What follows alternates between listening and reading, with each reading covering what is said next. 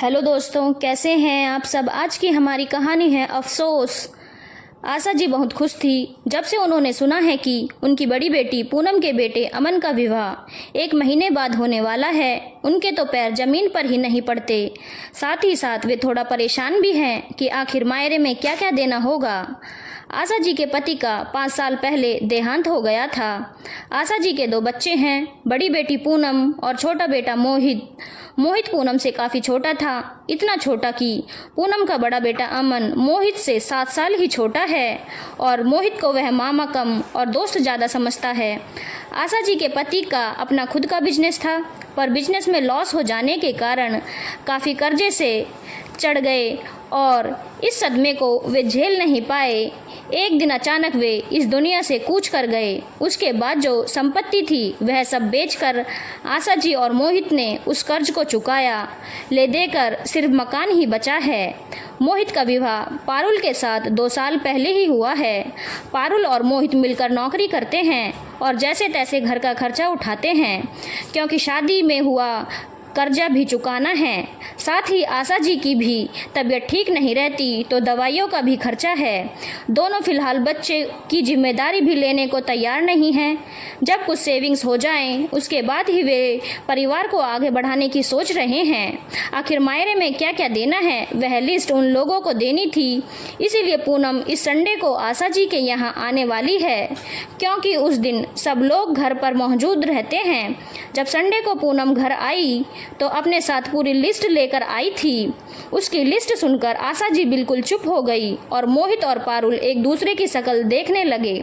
पूनम दीदी की लिस्ट इतनी लंबी थी कि आशा जी भी सोच में पड़ गई कि यह एक बार भी सोच कर नहीं आई कि हम लोग इतना कुछ कहाँ से देंगे। दीदी, लिस्ट सोच समझ कर तो बनाई होती, इतना सब कुछ कैसे देंगे। पारुल ने कहा।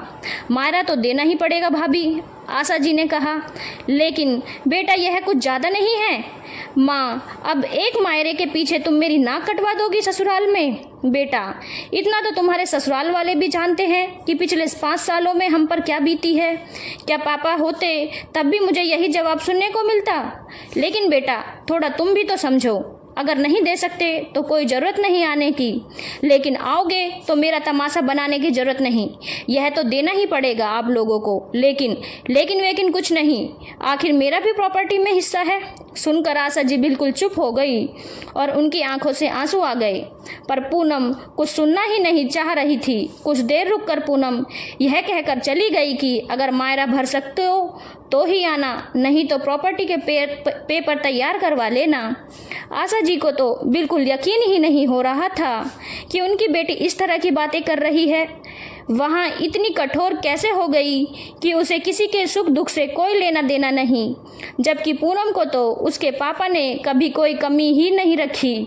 यहाँ तक कि पूनम के पति का बिजनेस भी उसके पिता की ही देन है, पर आज उनकी बेटी है कि सब कुछ भूल गई। खैर, शादी के 3 दिन पहले आशा जी पूनम के घर पहुंची। देखा तो वहां पूनम के ससुराल वाले सभी मौजूद थे। जब पूनम ने अपनी मां को वहां आए देखा और उसके भाई व पारुल को वहां नहीं देखा तो पूछने लगी, अरे मां, आप अकेली आई हो? मोहित और पारुल कहाँ हैं? हाँ, वो दरअसल तुमने कहा था ना कि मायरा भर सको तो ही आना, नहीं तो प्रॉपर्टी के पेपर तैयार करवा लेना। यह सुनकर सब लोग आशा जी व पूनम की तरफ देखने लगे, पर आशा जी ने बोलना जारी रखा, तो मैं प्रॉपर्टी के पेपर तैयार करवा कर लाई हूँ और प्रॉपर्टी तो मेरे पास है नहीं, ले देकर वह घर ही बचा है, तो सोचा तुम दोनों में बराबर बांट दूँ, लेकिन इसीलिए पेपर तैयार करवा लाई। अब बाकी का हिसाब किताब भी कर दो। कैसा हिसाब किताब? अरे पहले सुन तो सही। तुम्हें याद है तुम्हारे पति का काम जब नहीं चलता था तो तुम्हारे पिताजी ने उस समय तुम्हें 5 लाख रुपए बिजनेस शुरू करने के लिए दिए थे, तो वह पैसे तुम चुका दो। और हाँ, मोहित मेरी जिम्मेदारी अकेले ही उठा रहा है, तो अब तुम्हें प्रॉपर्टी में हिस्सेदारी चाहिए तो जिम्मेदारी भी बराबर की हिस्सेदारी तुम्हें करनी पड़ेगी। तो बता दो कब से आऊँ तुम्हारे पास रहने के लिए। यह आप क्या बोल रही हो माँ?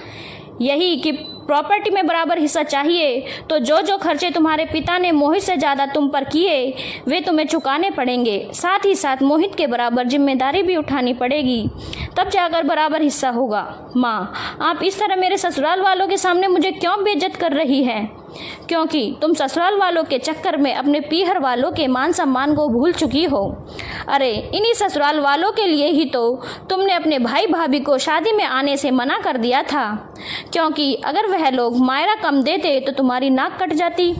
मुझे माफ़ कर दो माँ, इस तरह सबके सामने मुझे शर्मिंदा ना करो। मैं कौन होती हूँ कि तुम्हें शर्मिंदा करने वाली? जब तुम मेरी बहू के सामने मुझे शर्मिंदा कर रही थी तब तुमने एक बार भी सोचा तुम्हारी माँ पर क्या बीतेगी? पूनम ने शर्मिंदा होकर आशा जी से माफ़ी मांगी, क्योंकि उसे अपनी गलती का एहसास हो चुका था। धन्यवाद दोस्तों। अगर आपको कहानी अच्छी लगी हो तो चैनल को लाइक, शेयर और सब्सक्राइब करना ना भूलें।